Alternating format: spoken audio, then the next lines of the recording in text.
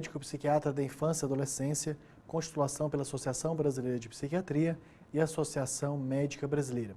Esta é a mini aula Como é a entrevista clínica de crianças de 0 a 1 ano em neurociências. Esta é uma mini aula como parte da divulgação do nosso curso de pós-graduação em neurociências da infância e adolescência.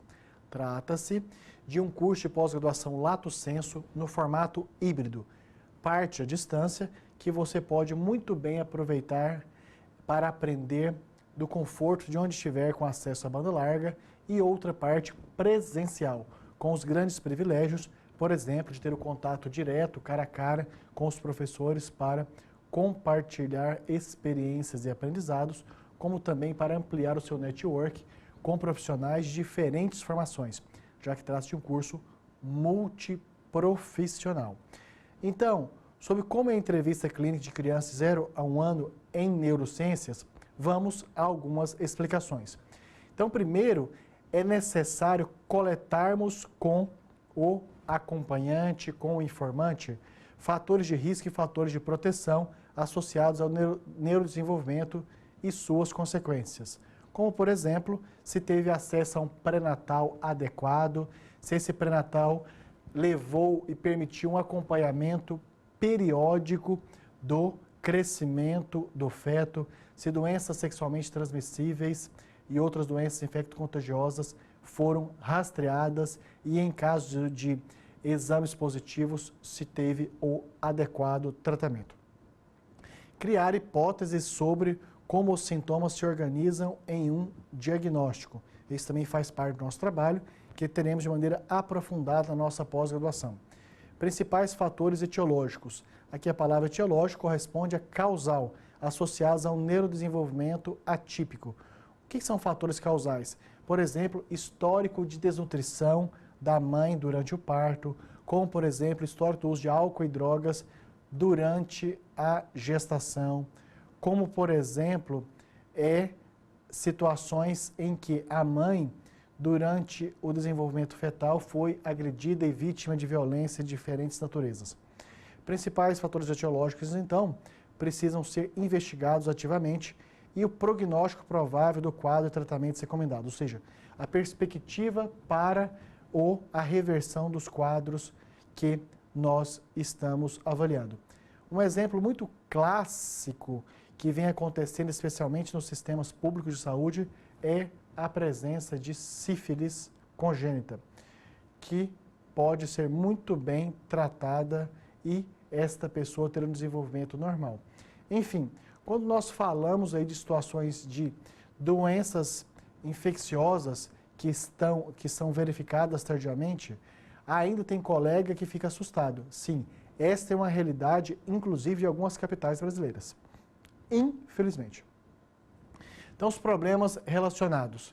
Desenvolvimento imaturo, tanto do ponto de vista neurológico, físico, como baixo peso, social, ou seja, dificuldade de cuidados por parte dos genitores, cognitivo, linguagem, comunicação, linguagem e apego. A alteração do desenvolvimento motor em qualquer um dos membros, atraso do desenvolvimento sensório-motor, sensorial, visual, auditivo, especialmente são os mais fáceis de serem testados, impulsividade, problemas para sustentar a atenção e distratibilidade, prejuízo na percepção, problema específico da aprendizagem, desregulação emocional de humor, alterações de linguagem e comunicação, prejuízo da autorregulação de funções executivas. Ou seja, nós precisamos fazer as nossas perguntas e avaliações voltadas à criação de perspectivas futuras em relação a todos esses fatores. Ou seja, a entrevista clínica nesta faixa etária, obviamente, que ela vai ocorrer com pais, cuidadores, profissionais de saúde que estão acompanhando. E já essas informações, elas podem funcionar muito bem para perspectivas futuras. Enfim, quanto mais rápidas forem as intervenções, melhores costumam ser os resultados. Daí, então, na nossa pós-graduação, valorizarmos tanto os nossos profissionais, neurocientistas da infância e adolescência, buscarem o mais precocemente possível a avaliação em relação ao desenvolvimento de bebês. Por quê? Porque verificações de adoecimentos, o quanto mais cedo verificadas, melhores são os tratamentos para a garantia de perspectivas futuras positivas. Enfim, de maneira muito exaustiva, nós vamos ensiná-los como avaliar, vocês de diferentes, os senhores e senhoras de diferentes profissões, vamos ensinar como avaliar profundamente bebês, para que possamos estar cumprindo fortemente a nossa responsabilidade social.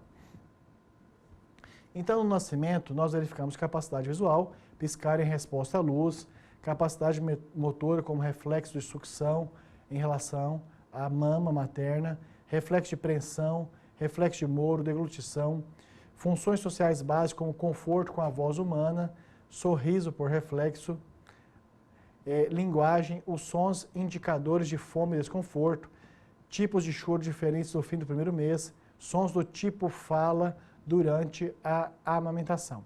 Enfim, são todos itens que nós fazemos questão de ensinar com profundidade e, logicamente, com profissionais ainda mais formados, ainda mais especializados, ainda mais experientes do que eu. E sobre a capacidade visual, nas 6 semanas, você segue objetos. Na capacidade motora, você estica e vira o pescocinho quando de bruços. Funções sociais básicas como contato visual com a mãe, sorriso espontâneo, responde à voz humana e ao segurado para se acalmar, sorri a brincadeiras. Linguagem, emite barulhos e sons prazerosos, chora para ser atendido. Enfim, às 6 semanas já se tem uma avaliação com outras prioridades diferentes daquelas que acontecem ao nascer. De 2 a 4 meses, então, também valorizamos muito as capacidades visual, motora, social básica e de linguagem. Em relação à parte visual, se acompanha os objetos colocados em seu campo visual, pode responder ao sim. Capacidade motora, se muda a apreensão e a sucção voluntariamente, sustenta a cabeça acima da horizontal por mais tempo. Funções sociais básicas, diferencia algumas pessoas, reconhece a mãe, apresenta sorriso social seletivo, apresenta atenção seletiva direcionada a faces, prefere faces felizes em detrimento de faces com expressão de raiva, sorri para outros bebês. Isso é muito legal de avaliar. Linguagem, orienta a cabeça pelo som das vozes, de onde está vindo o som, ele desloca a cabeça, vocaliza em resposta à fala de outras pessoas, ainda em difícil compreensão, obviamente, óbvio, balbucia, produz sons espontaneamente, varia a tonalidade dos sons emitidos, imita tons, ou pelo menos tenta imitar. Então, de 2 a 4 meses, aqui temos uma avaliação que para alguns colegas, inclusive, acha que somos muito rigorosos, mas temos uma referência científica, bibliográfica para esta avaliação. Aos 6 meses, então, tem a capacidade motora, avaliada em relação a segurar os objetos com as 2 mãos, coloca o peso nos antebraços ou mãos quando de bruços, rola para ficar de bruços, suporta quase todo o peso das pernas por períodos bem curtos e senta-se brevemente. Então, aos 6 meses também nós precisamos ter uma percepção que a avaliação tem outras especificidades, obviamente, que vão ficando cada vez mais avançadas. E daí, as nossas aulas, nós falamos muito de bom senso, porque às vezes, quando o nosso pós-graduando está em treinamento, ele faz uma listinha, algumas vezes até decora, e quando vai avaliar um recém-nascido de 6 meses, e ele faz tipo tique, e tica um checklist. E se um desses dados aqui não estão positivos, já quer chamar uma avaliação neurológica super especializada, que pode ter um problema no desenvolvimento. Não, nós vamos ter vários casos clínicos discutidos em sala de aula e também à distância, que orientam para o bom senso no uso da informação científica. E funções básicas sociais como rir alto, transmite prazer e desprazer na prosódia, ri para seu reflexo no espelho. Na linguagem, apresenta ecolalia e imitação dos sons emitidos por outras pessoas, imita prosódia, muito antes de articular segmentos da fala. Então, aos 6 meses, tem um grande avanço no desenvolvimento desses bebês. Aos 9 meses, capacidade motora, senta-se bem e coloque-se na posição de sentar, pegue com o movimento de pinça e engatinha. Funções sociais básicas, acena, dando tchau, realiza gestos sociais. Na linguagem, apresenta padrões de entonação diferentes. E com 1 ano, nossa, como nesse primeiro ano, há uma evolução do neurodesenvolvimento psicossocial do bebê.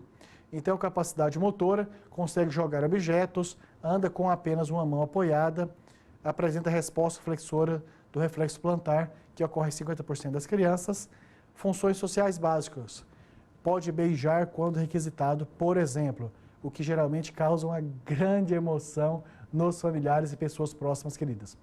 Na linguagem, sentenças, o progressivo e longo processo de aprendizagem, o significado dos sons da fala permite o entendimento e a geração de palavras e frases com significado.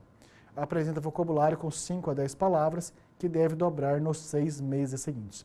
Então, em relação à linguagem, aqui as primeiras palavrinhas, papai, mamãe e outras causadoras de muita emoção nas pessoas queridas próximas. Dessa maneira, nós colocamos aqui, digamos, uma pequena amostra do que vai ser aprendida, do que e como avaliar bebês de até 1 ano.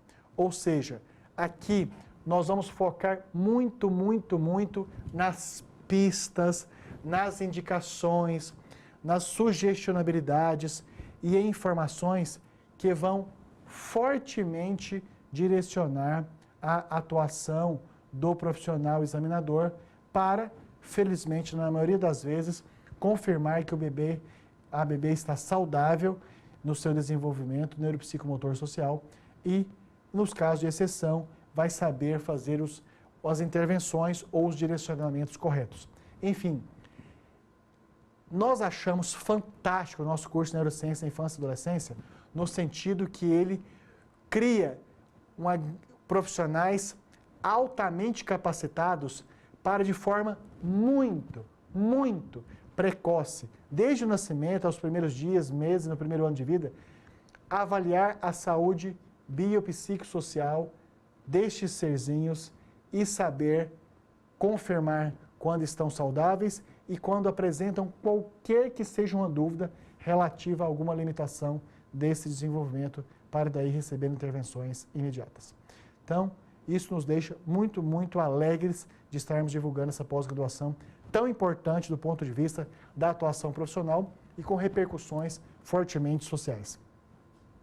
É uma pós-graduação, então, altamente instigante, desafiadora, prazerosa e que faz com que os profissionais possam obter a partir dela mais reconhecimento, remuneração e uma grande performance de trabalho, nos seus trabalhos.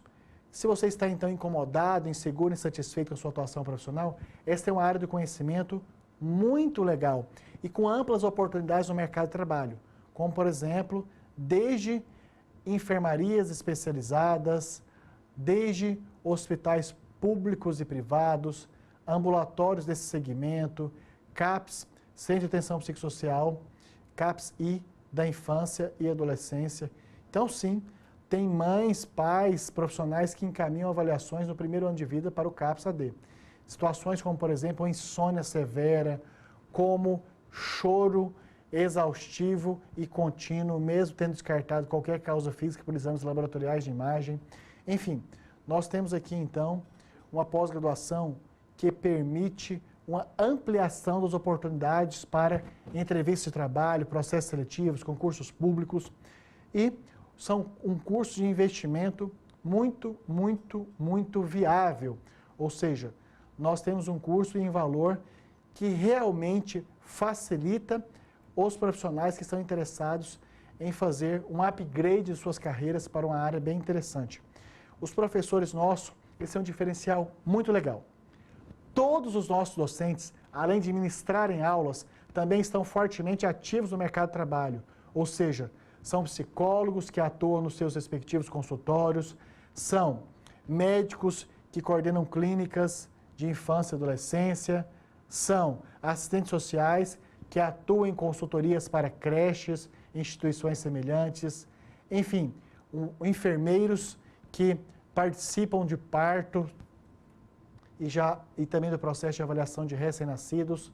Enfim, nós temos uma ampla gama de profissionais muito especializados e que conciliam conhecimento científico atualizado com a prática de trabalho no dia a dia. Isso traz uma experiência muito grande a ser compartilhada em sala de aula através da discussão de casos clínicos, obviamente com todos os limites éticos. Então, aparece tanto aí na sua tela um link, como também aqui abaixo do seu vídeo. Clique agora e tenha acesso direto ao site da Unip, onde estão as informações pedagógicas, administrativas, metodológicas e financeiras. Por falar na parte financeira, nós fazemos de tudo para facilitar o seu acesso imediato à pós-graduação. Uma dessas facilidades é que, se você é ex-aluno da Unip, concluinte de um curso de graduação da Unip ou funcionário de uma empresa conveniada, pode ter acesso a uma política imediata de descontos. Se você não teve essas 3 oportunidades ainda, nós, em parceria com a Unip, então, a Unip realizou uma política própria de financiamento, também para facilitar que você rapidamente ingresse na pós-graduação. Ou seja, cursos de duração de 12 meses podem ser pagos em até 18 parcelas e cursos de 18 meses de duração podem ser pagos em até 24 vezes. Ou seja, é uma política de financiamento própria da Unip que não tem intermediação de bancos. E dessa maneira, nós estamos facilitando o seu acesso imediato. Portanto, faça já a sua inscrição, matrícula e queremos recebê-los com todo carinho lá nas nossas aulas presenciais e também à distância. E, como prova da nossa disponibilidade em facilitar todo o seu acesso imediato à nossa pós-graduação, está aí o meu e-mail direto, lobo@vidamental.com.br, e também podem me contactar pelo 11 99622 8835. WhatsApp, mensagem de texto e assim por diante. E na nossa equipe podem contactar pelo cursos@vidamental.com.br e também pelo 11 99901 6189. Quer falar diretamente com o Unip? Ótimo! Eu oriento que você da Grande São Paulo ligue no 11 2166 1066 e você de todo o Brasil no 0800 010 9000. Vocês vão ter acesso a uma equipe enorme e muito bem preparada de profissionais que vão oferecer todas as informações que ainda restarem como dúvida. Dessa maneira, então, dou as boas-vindas à nossa pós-graduação, permanecendo aí o meu contato direto. E assumindo o compromisso que vamos realizar uma pós-graduação e levá-los a um nível de performance profissional e de satisfação pessoal muito mais além.